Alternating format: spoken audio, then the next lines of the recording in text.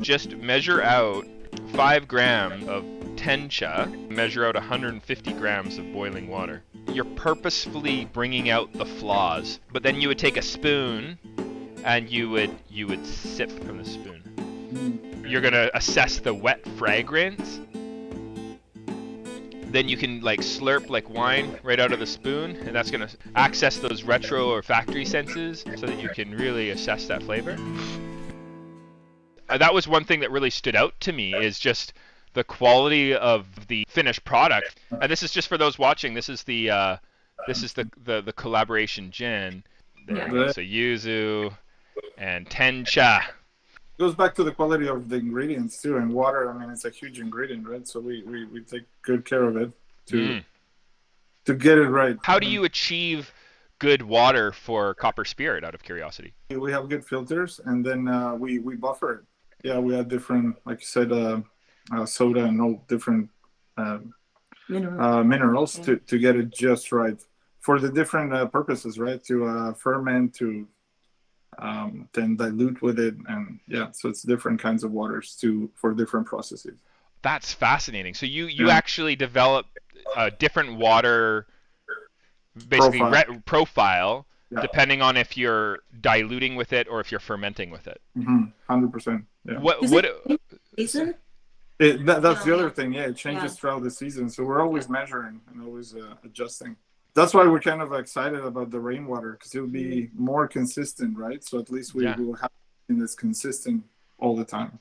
How do you guys currently extract flavor from botanicals that you then add into your spirits, out of curiosity?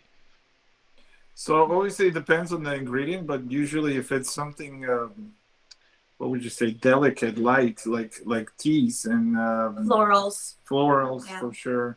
So we extract them in low percentage alcohol, so let's say about 40 or so, and then we use a vacuum still to distill that. So a vacuum still, you pull a vacuum on the whole vessel where you heat the mix to be extracted. Everything, the whole path is under a vacuum, so that allows you to reduce quite a bit the temperature at what it distills, right? So then you're not overheating any of it. Really? So it's kind of like tea, right? If you put boiling water, you kind of destroy it a bit. Same with this. You lower the temperature of your distillation, and that lets through much lighter, much more delicate flavors. It really preserves the integrity of those flavors. Do you guys experiment with different temperatures of water in your extraction processes? For me, it's the distillation time, right? So at the beginning, usually the same thing. You get the more fruity, the more floral flavors. Okay. Right at the beginning of the distillation, and then as the temperature increases and the time that it stays at that temperature increases, then you start to get more into the tannins, into the heavier flavors, into the bitters. Another way of extraction that I've been playing with is rapid CO2 extraction. Right. So, okay. And then I blast it full of CO2, and it pushes, like really quickly pushes all the flavors out. So it saves me weeks of extraction when I'm making bitters.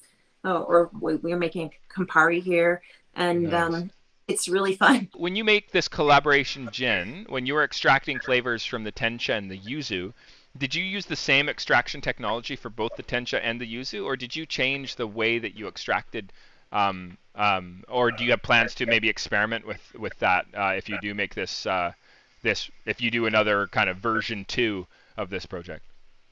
Yeah, I think for me it would be more experimenting with the amounts and the way we first of all the extractions, just to make it optimal, and then the distillation. I want to pick out different fractions from the distillation, and like you said, maybe combine them in a certain way, more blending. So the other challenge, I guess, is to keep it transparent, right? So you cannot do a straight up infusion if you want to have a clear product. Because that's really beautifully clear. I don't know if So I just wanted to tell you that this is, from what I can tell, in a bottle that I'll be honest, I didn't go through half this bottle today.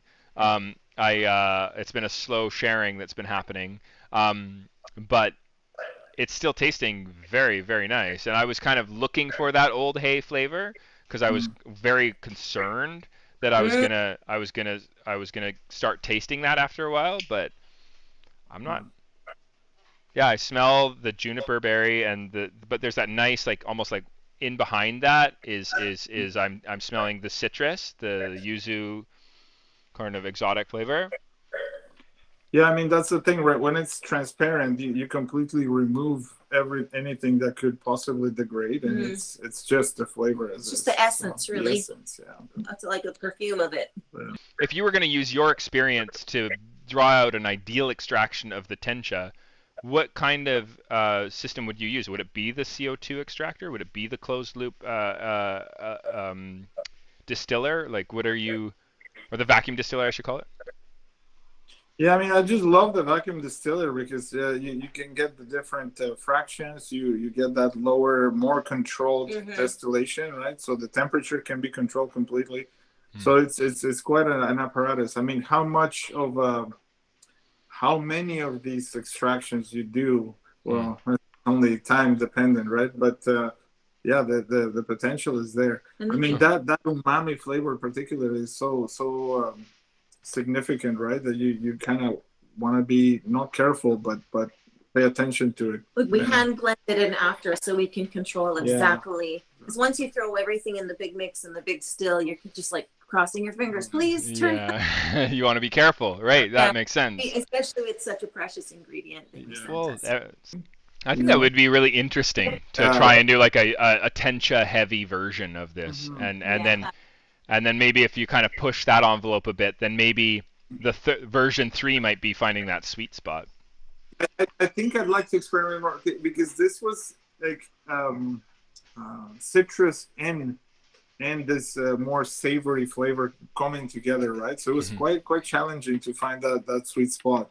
I think it would be nice to go either with the citrus or with the more savory side, and I would throw tencha with a more savory gin. Some other ingredient that would go play well with the tencha, right? Instead of yuzu, because yuzu is quite delicate. Yeah. So. I do love it though. It's the citrus, how it carries through is quite lovely.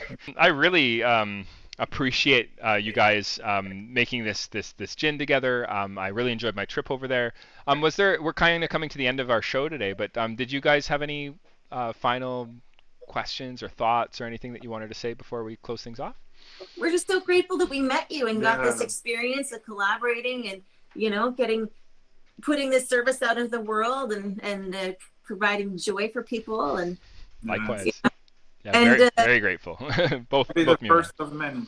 The only thing I'm not too pleased about is this expensive matcha habit I have now. Nice. That's awesome. But he makes me matcha every morning, and that's, Awesome. Love, so I think of you every day. Wonderful. That's lovely to hear. Yeah, no, this is going to make some nice. We've had some really nice drinks with friends with this lovely gin. Yeah. So. And then we'll have to have a couple more Truth and Dolphin shows here. Yes. Do those. I'm into it. Maybe we can maybe we can go over and do a show, and then maybe we can geek out in your lab and just try different extractions. And awesome. Cool. All right. Well, thank you so much. And copperspirit.ca, that's where. Yeah. And what is your Instagram handle? It's just the same.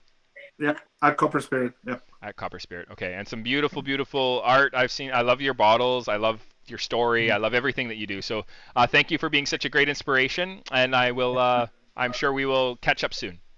Thanks so much. I hope so. Yeah. Okay. All right. Thanks for having us. That was so fun. Awesome. Thanks, guys. Take care. Bye. Bye. That comes to the end of the show. I really appreciate you watching today. I'm Jared Nyberg. I am the co-owner of JagaSilk, and I look forward to seeing you next week. Check out old shows. Click the subscribe button if you like what we're doing. You can also click notifications. So looking forward to seeing you next week, 2 o'clock. Thank you so much. Jared Nyberg, JagaSilk.